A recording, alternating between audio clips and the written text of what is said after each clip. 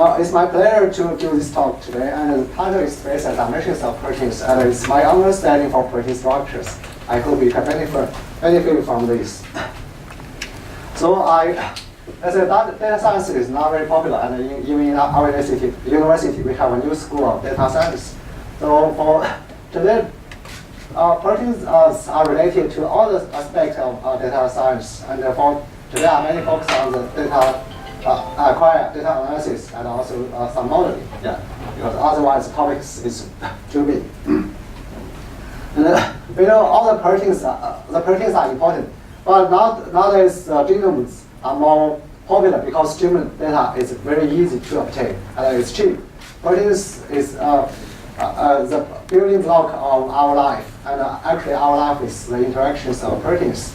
And it is related to disease, cancers, HIVs, and so on. Also, it's related to protein design. We can always design new proteins which serve new functions. Also, some proteins can serve as a drug target. Of course, our fundamental goal for this mathematics is to understand life. I want to recommend this book if I'm interested in more aspects of protein structures. I'm not related to the author, but I think it's a good book. Yeah, so in the book he lists several questions, and I was passed away several years ago, but I think those are really good book. So to obtain protein structures in wet lab, we use X-ray or NMR. Nowadays we use cryo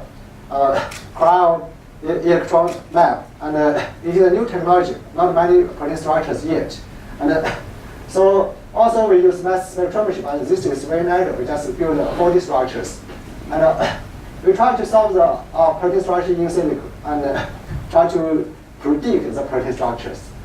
So for the data management, usually we store the protein structures at the PDB, protein data bank, and also the protein sequences at NCBI. Of course, you can find the more databases here. Okay, follow the links. And so this is a shape for X-ray. It's a molecular cloud, and we usually from X-ray we can obtain such a shape, and we want to fit each amino acid into such a cloud. Okay, let's say this is Y amino acid. Those things are F. This is Y. Okay, so but X-ray gives us a static picture. We know protein is moving. Protein is not static. So people also use NMRs. NMR will give us the distance between some amino acid. From the distance between the amino acid, we can infer the structures. From the distance, we can infer the structures. And this is also related to the distance geometry.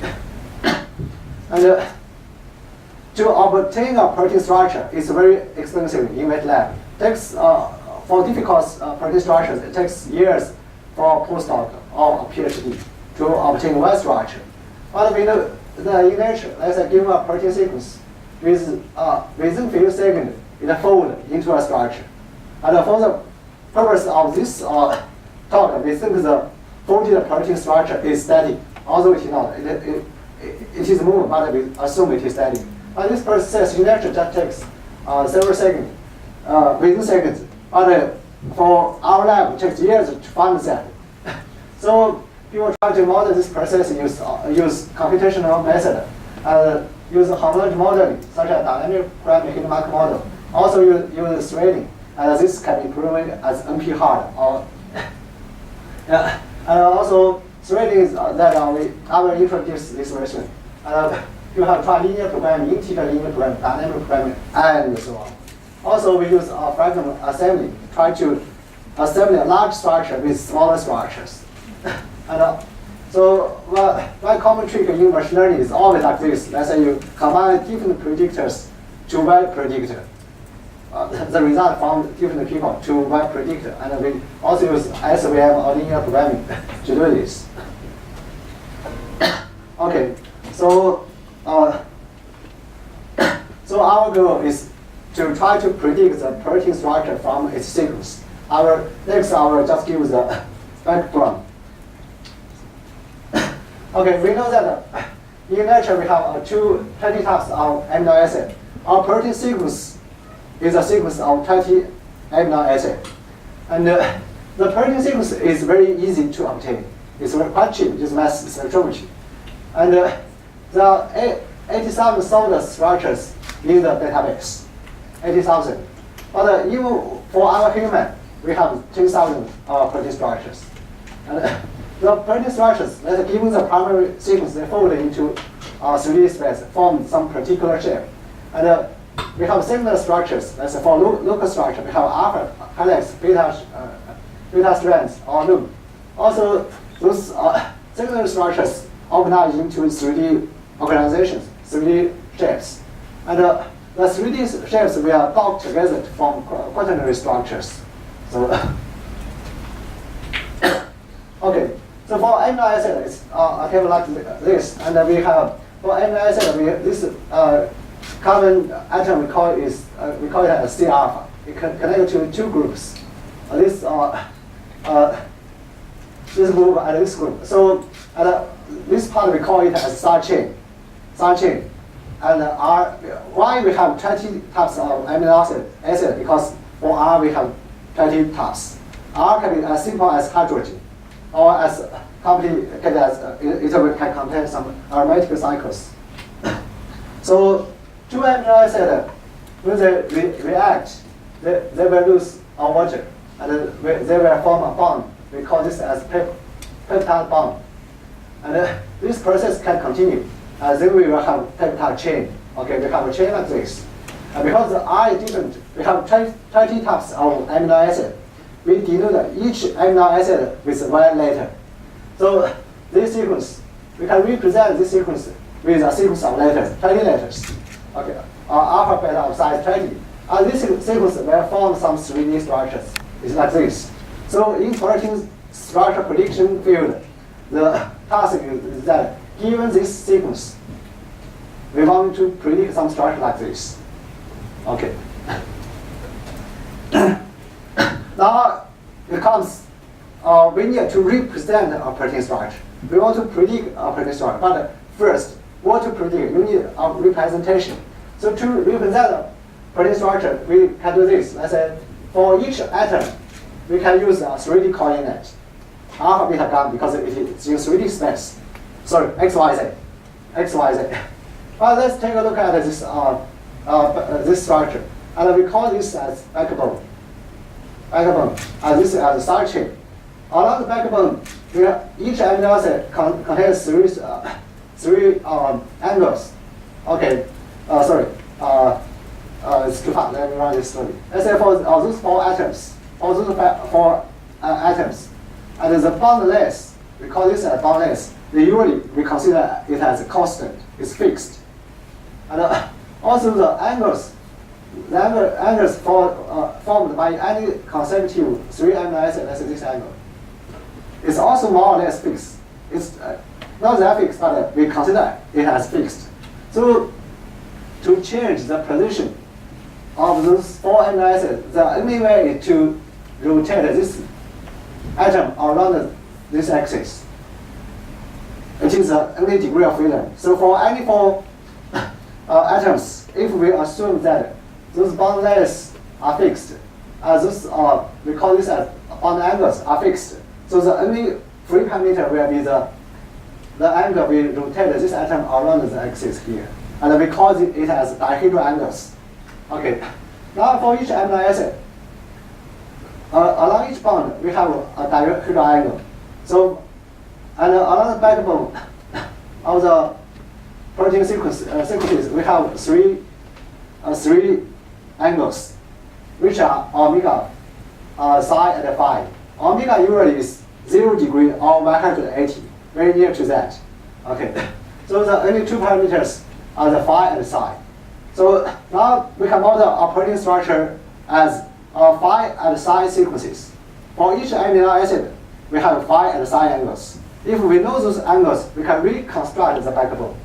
If we know the angles, the values of this one and this one, also this one and this one, we can reconstruct the backbone. We can reconstruct the coordinate of each atom along the backbone. So for protein structure, usually we fix just on the backbone prediction. And we call, let's say we assume all the, yes? Is there a single way that omega gets inserted, or is there some sequence that goes omega phi psi, omega phi psi, omega phi psi, or can omega come anywhere? It's always omega phi psi, something like this. Yeah, always. Okay, so if we assume all the all the bound lengths and bound angle are fixed, and we call this case as ideal case. We have conducted some experiments. Let's say if we only allow those two degree of freedom, we can model the structure very accurately. Yeah.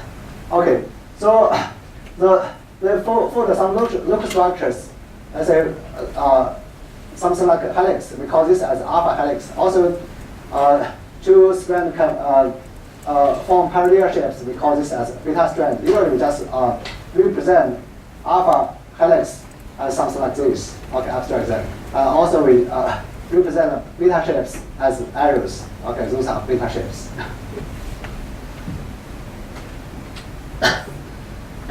This is a famous plot. It's called Trojan plot. And even we have phi and psi, it's not possible for phi and psi to adopt all the angles. Even if we extract the phi and psi from the 3D structures and we plot the phi and psi values on a 2D plane, we will find that the angles will fall into three areas. This one, this area, and this area. Okay, and for those parts, it's very rare for those angle pairs. And so for this plot, one axis is phi, the other axis is psi. So this side is phi. Okay, usually the beta angles is in this region, the alpha angles is in this region, and all the other part we call it as loop. Actually, it's quite scattered, but this one is from a very number of proteins. Yeah.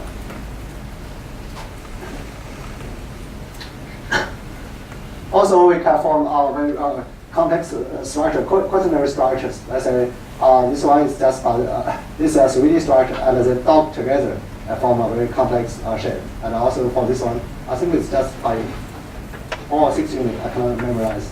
Those parts are very similar. Okay, so it also looks very different. Actually, it's just different representation or different visualization of the same structure.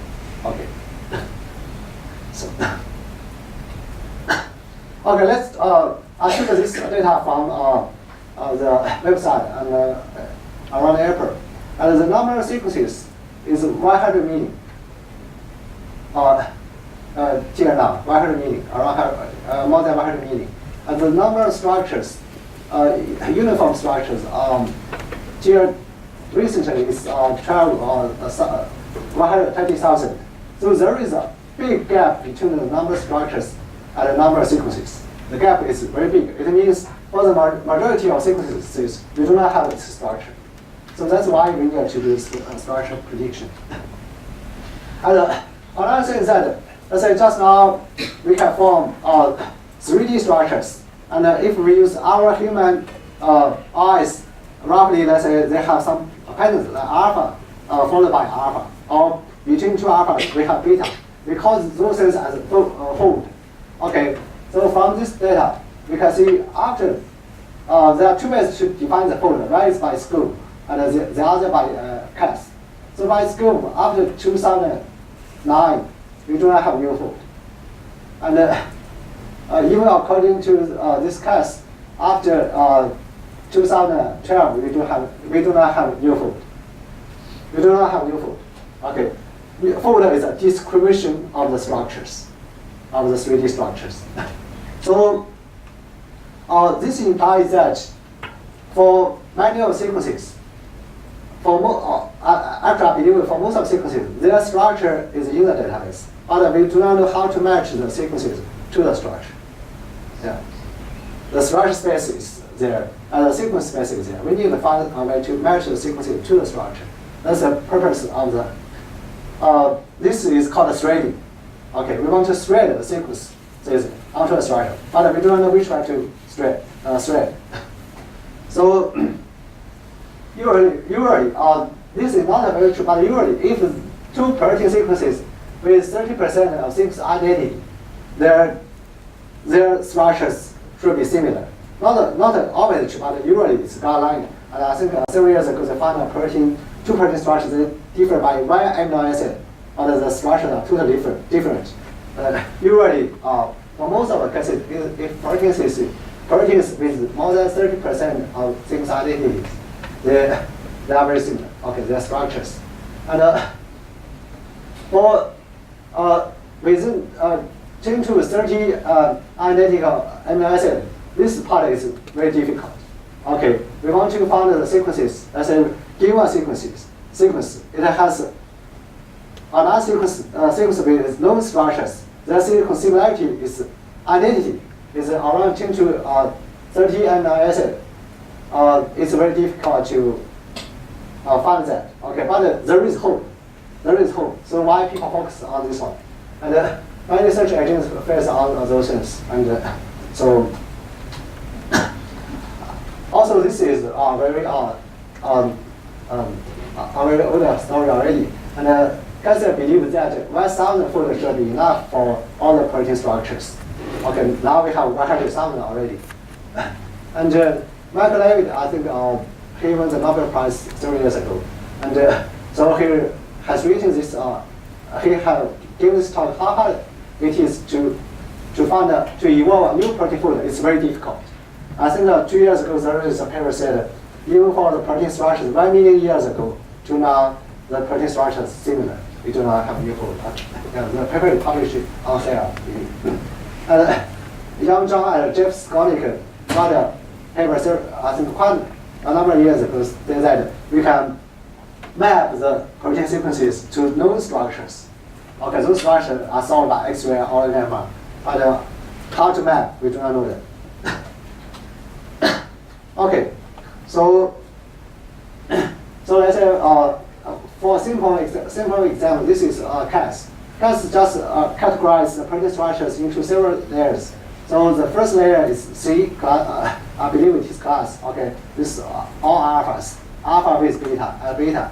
Then under each classification, we just further to classify them. Let's say this is a sandwich shape, barrier shape, super roll shape, and then under this barrier we have team barrier or other barrier. Okay, so so Cas just try to organize the protein structures in several layers into hierarchicals. Okay. So let's try to play this with some mathematics notion. Okay, we can form a distance between any two protein structures. Distance, and so for protein structure, we can, let's say we extract the protein structure from database. Each column is a protein structure, and each row is a protein structure. And the matrix element is a similarity or distance between the two protein structures, corresponding to the column and the row. Now we have a symmetric matrix, and we can try to do a dimension reduction or to decompose this matrix into two parts. And let's say decompose this into X. Then each row of X, we think, okay, it is a representation of the corresponding protein structure. And let's see what happens. So by this one, with the top three coordinates, is if on class layer, it can represent all the different protein structures. If on class, on fold, the last layer, let's say within for 40, the first 40 values, it should be enough to represent the difference of most of the structure. But there is a drawback for this one. So the drawback is that this is just is according to the classification of Cas, and we can do it more accurately. So people also try to do this. They try to do alignment between protein structures. Alignment is we consider let's say the two shapes are very different. We just try to put them together to find a similar part. And we have very correspondence between the aligned part. So once it is alignment, let's say AI is from the first protein structure, BI is from the second protein structure. Okay, AI is aligned to BI. Then we define a distance called RMSD. And let's say under rotation and translation, we want to minimize this measurement. Okay, and we define this as a distance between A and B. And we use this to form a distance matrix and try to see what happens. And we form a distance matrix, and then we do dimension reduction to reduce the dimension into 3. Okay, and we can see the shape is like this, and on this vertex is mainly corresponding to shorter alpha. And this vertex is corresponding to larger alpha. And here is a mixture of alpha and beta. And this vertex beta proteins.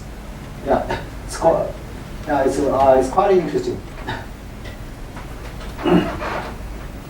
So even the RSD has its drawback. Why? Because we need a rotation and translations. And it's also for two protein structures of different lengths, we need to find the alignment. That problem is not it's easy, but how to define the best alignment is quite tedious. Okay, so anyway, people to try to model the structure in a different way. Just now we can model protein into angles or into 3D coordinate. Now we try to model protein structure use structure alphabet. Okay, so let's say this, we contain here we demonstrate an example of 4 atoms. Let's say these are 4 atoms. So let's say we represent the possible structures of 4 atoms with A, B, C, D. Okay, assume that this captures all the possible local structures for consecutive amino acid. Then for a structure, let's say here we have 6 amino acids. The first part, this part might be A, and then from this part might be C, and so on. And in this way, we can code the protein structure into a sequence. Yeah. A protein structure into a sequence. Previously, we coded the amino acid into a sequence. Now the task is how to map the protein structure sequence to the amino acid sequence. But anyway, so they have tried that as this is, let's say the structure, the library size. If 4 amino acid if the fragment length is 4, we need 20 structure 20 letters. If it is 5, we need 400 letters. If it is 6, we need 8,000. Since this goes exponentially, but it is good for modeling alignment, motif, and structure prediction. And people have tried to use this in different ways. And of course, with shorter fragment, we can assume the modeling will be better. Because shorter fragment, we have more flexibilities. Long fragment, we do not have enough flexibility. That's why shorter ones will be more accurate. Okay. Shorter ones, of course, if you just use alpha length of 1, you have degree of freedom, but it is too flexible. And so they come out with this formulation and to define the complexity of alphabet. And anyway, for this way of modeling, we need if the alphabet size is increasing exponentially with the alphabet length. So maybe it is not that good. Actually, for this way, sometimes I think maybe there is no such thing called the structure alphabet. Why? Because we can consider the possible structures as a discretization of structures. Because there is atom clashes. Some configurations are impossible. So maybe it's just discretization. Okay, so maybe all the configurations are possible, but we need to exclude this clashed one. And another drawback, as I have mentioned, the library size is very huge for structured modeling.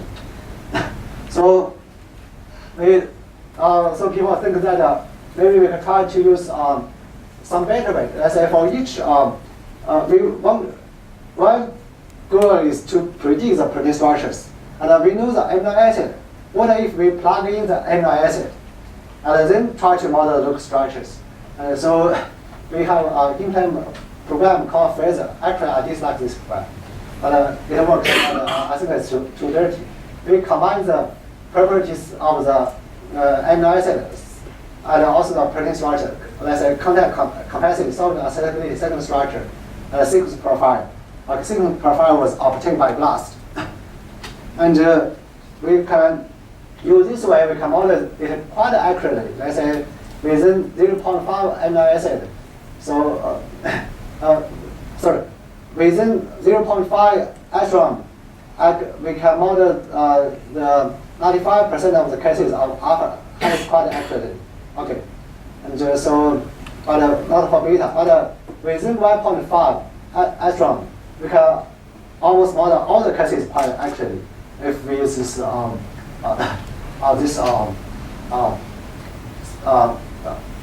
the structure combined with amino acid, add amino acid information. But as I have mentioned, I dislike this approach. It's quite dirty.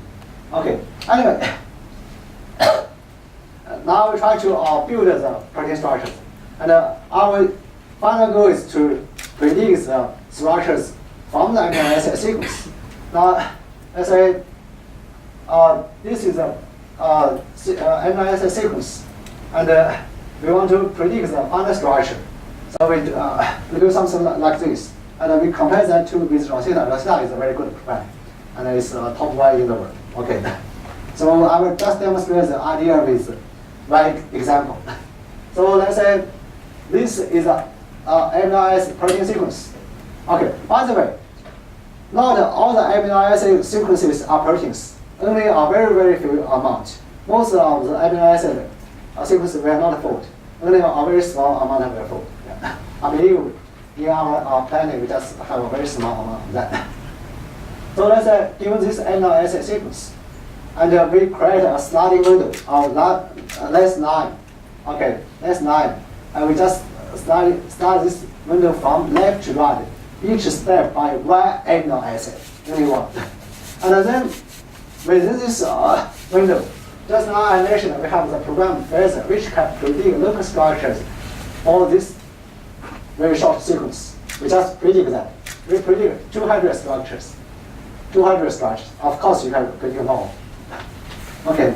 Then, as I have mentioned, we can extract 5 sine angles from the structures, from each amino acid. We just extract that out. And we have, for each this guy, we have 9 pair of angles. For this one, 9. For this one, 9. For this one, 9. Okay. So it is it's angle sequences. And then for the next window, we do the same. Okay, we do the prediction, extract the angles. And we do that for all the windows. Do that for all the windows.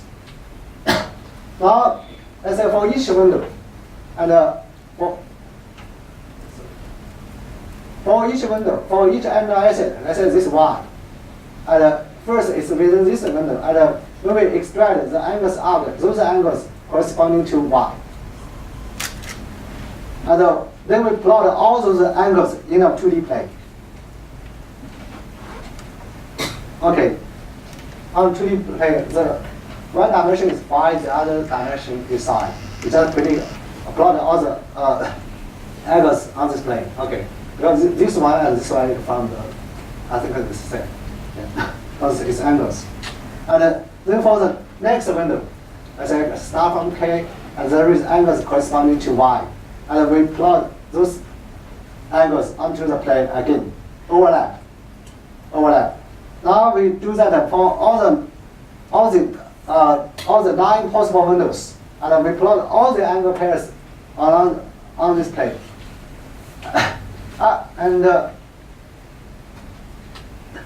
After that, okay, we know that here we have many data points. Here we have many data points. During our experiments, we found all the angles that will be clustered. And so we just represent each cluster with distribution.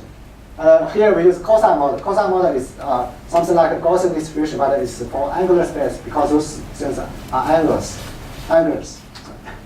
So we just represent each cluster with cosine model, and the formulation is quite involved, but it's just like a 2D Gaussian distribution. But for angular, because this point is the same as this point, so that's why we use this cosine, and we call it as cosine model. And the model is very useful. Now, we represent each cluster into a hidden node. And this hidden node will emit two things. The first thing will be segment structure. The segment thing will be a torsion angle. Okay, because we have a distribution. From distribution, we can sample values out from a distribution. Okay, so we do that for all the amino acids. Okay, we do that for all the amino acids. And sometimes we have 2 clusters, sometimes we have 3 clusters, sometimes we have more. But through our experiment, we never have amino acid contain 10 clusters. It's impossible. Okay, so and we represent each amino acid with each distribution with as a hidden node. Now, between 2 adjacent amino acids, we do a full connection. Okay, full by graph. I say this guy connect to all the 3 guys in the next stage. This guy is the same. Yeah. And we can see this is something like a microchip.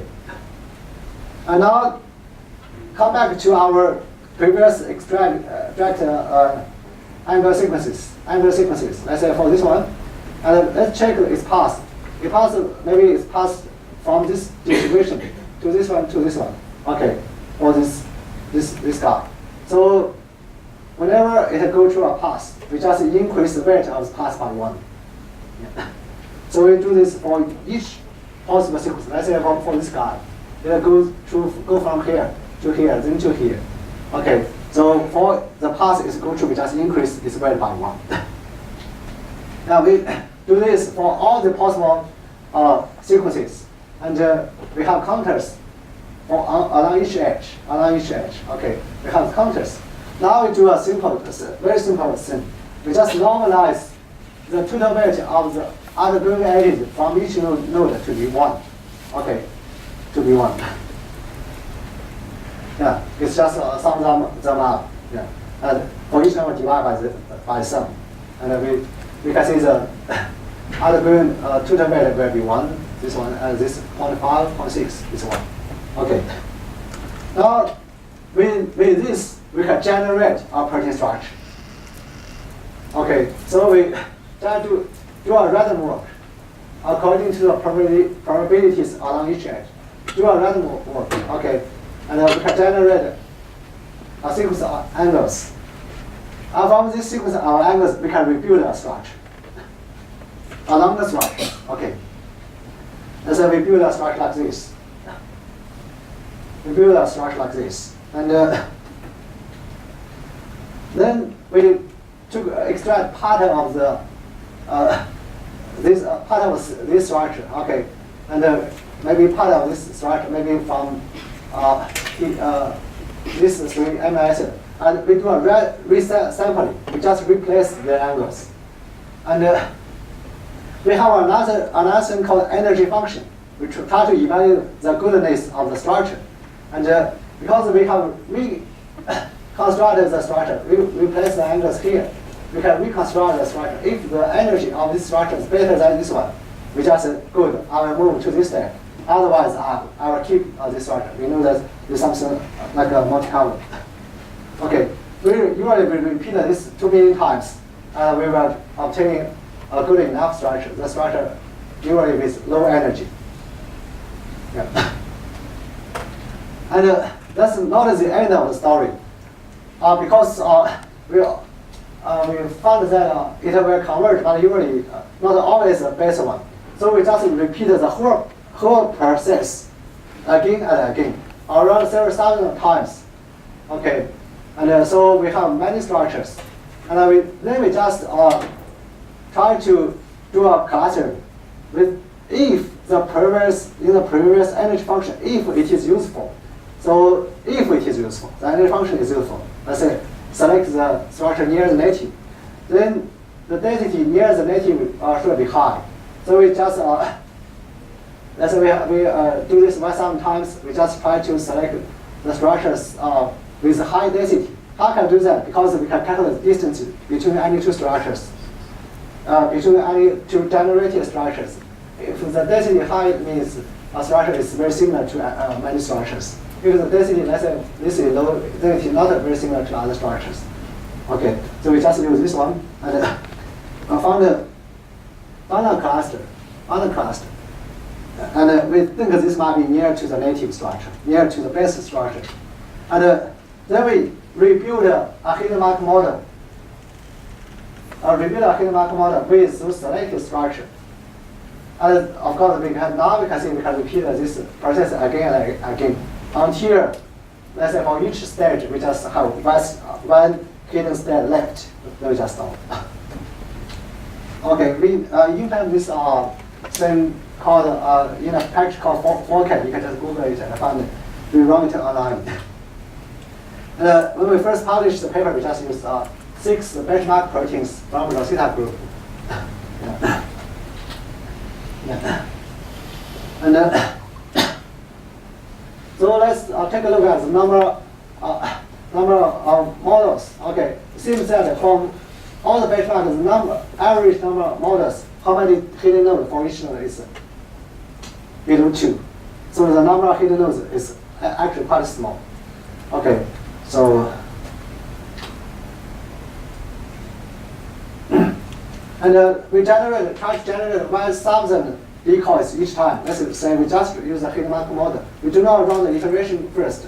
Rosita is a base program, and ours is a forecast. So we just try to run the 6 benchmarks, and although we claim that we are better for this case, but I think they're similar. Okay, yeah. So I do not want to trick others. I think they're similar, except this one is a bit better. But those two things are both are considered quite accurate. Yeah. But the interesting thing is that when we run the iteration, okay, recall that we can rebuild the hidden mark model again. Then this table denotes the percentage of good models. As if we, after iterations, for all the 6 cases, we have 100% of good models with the iteration. Yeah. Now, personally, I think this is quite similar as EM method. Okay, yeah. So after 6 iterations, as we select the best model, because so this one we perform much better. All the other 5 ones are quite similar. Why we are better? Actually, sometimes I do think it's something like cheating, because each iteration we generate 1,000 structures. We do this 6 iterations, so we generate 6,000 structures. We have more structures, maybe. But anyway, I think the iteration is promised, although it's not very fair. Okay, so now we took a typical example. Let's say how they converge. Let's say first iteration, around 0.1% of structures are within 0 to 3 angstroms, and 22% of structures are between 3 and 4. 45% are between 4 and 5. Then after iterations, we can see it converges to 3 and 4. In the ideal case, it should be converged to 0 and 3. And we converge to 3 and 4. So we want to find out why it is this case. So we trace one angle, actually similar for most of the angles. So originally it is 2 distributions, and with iterations, this distribution disappears. And now this split into two distributions. And the next iteration, this guy disappeared, and we have this two distribution, but this becomes a fail. Okay, we have this left. After another iteration, this guy disappeared, and this is shrunk. But unfortunately, in the ideal case, our angle stream is at the very center. But unfortunately, the native angle is here. Okay, those result in the errors. Why our model is not accurate? So we think this is because with the selection of structures, and also maybe the energy function is not accurate. So we use a full atom model for all the structures, and also we have written a program called Owning. Try to different approach to select the most dense one. We select the 10 models to review the structure. Because for all the 6 cases, we build a very accurate structure. I believe white color is native structure. The other color is a model, but I can never memorize which is which. But anyway, for all the 6 cases, we can build a very accurate structure. And of course, this is because we extended the whole to 4 atom model. Okay. Yeah. Just now I mentioned that for NMR it takes an expert half a year to 1 year to build the structure. People always want to accelerate this, so we just integrate the NMR constraint into our system and build a hidden macro model. So previously it's by the full atom energy. For this one, it's very slow. We can only run structures of less than 70 amino acids. So here with NMR, we try to rebuild the structure. We hope that this model can be combined with NMR data. Yeah, we tried the 4 structures because we obtained the 4 structures from a wet lab, and for all the 4 cases, we can build them quite accurately.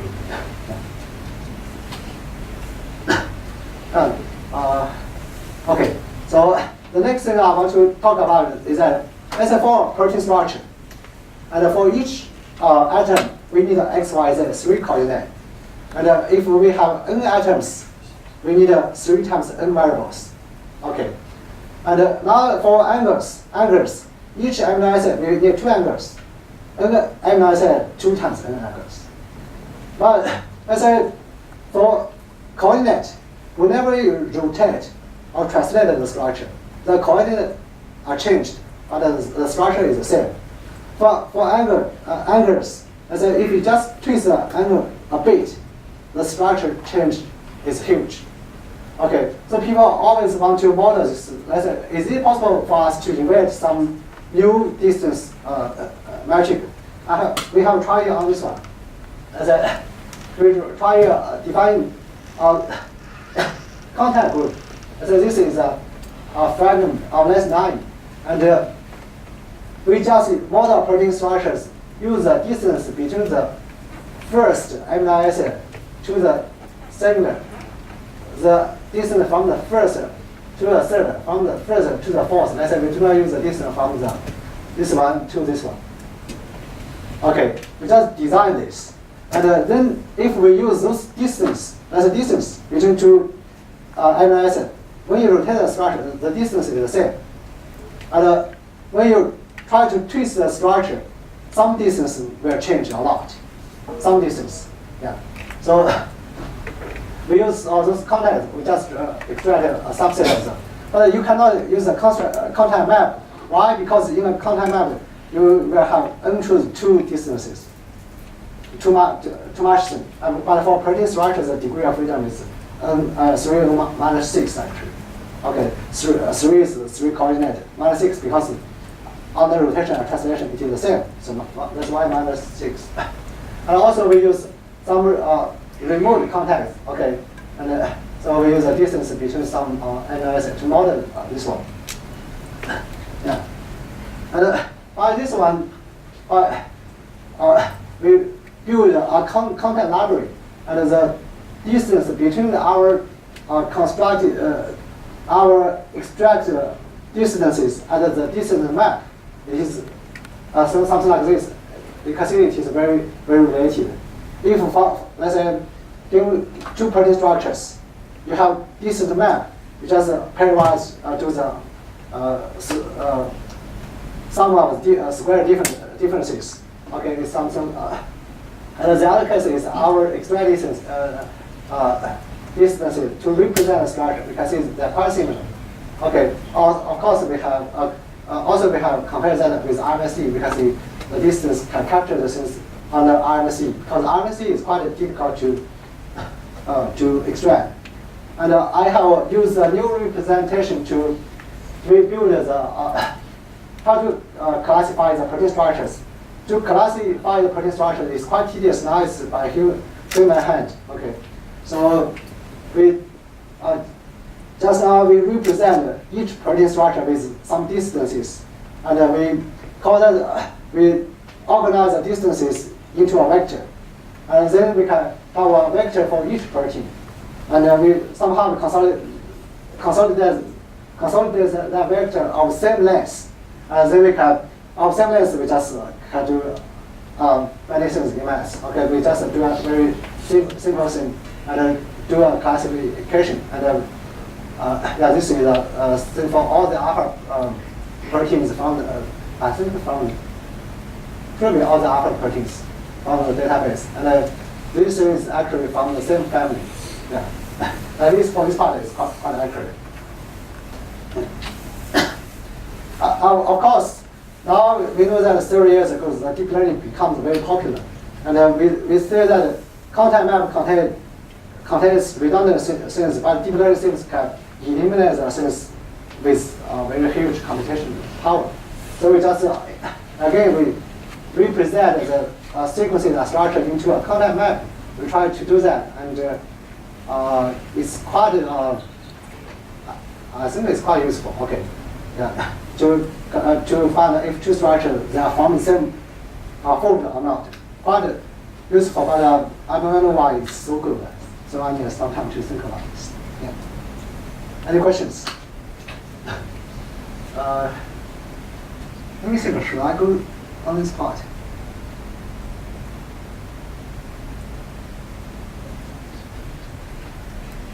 Yeah.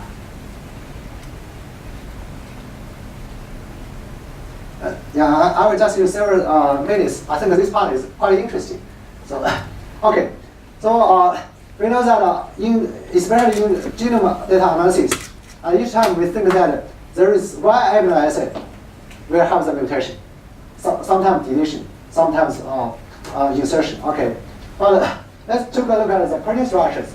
This is hairpin, this is alpha hairpin, this is alpha beta element. And let's take a look at this. Those are different protein structures. From this one, okay, this alpha hairpin, this beta hairpin. So they fuse together to form a new protein structure. And now from this protein structure to this one, it seems that we break here and connect here, we have a new protein structure. And for this one, we just have this tagline part. And for this one, we just fuse two of such things together. And for this one, we just fuse many structures. And also for protein structures, especially for globular structure, we can always find that the two ends of the protein structure they are unit nearby. Okay, so okay, let's say for this history. Okay, and we can do a duplication. We have this complicated guide. We can do a 3D domain swarm. We can have this complicated guide. Okay, similarly here, and we just do some decoration and do some duplication. So. Okay, the question is that, is it possible for us to form a structure dictionary? Okay, in sequence, let's say we use 3 operators to from one sequence to the other. Use deletion, insertion, and mutation. And for protein structure, is it possible, let's say we have a basic structure, let's say here we use 12 basic structures, and all those other structures can be operated by some simple operators from those structures. Yeah. So I don't know this part. I'm trying to find that out. it's quite tedious. So, okay, maybe it's a good time to stop here. Yeah. If you have any questions, just ask me. Thank you.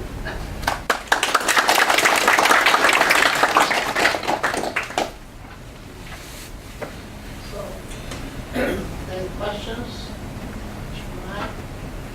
Is this supposed to be the histone that DNA wraps around? Oh yes, yeah. But it comes in 6 varieties or 5 varieties, something like that. Oh yeah. So, I don't know. Yes.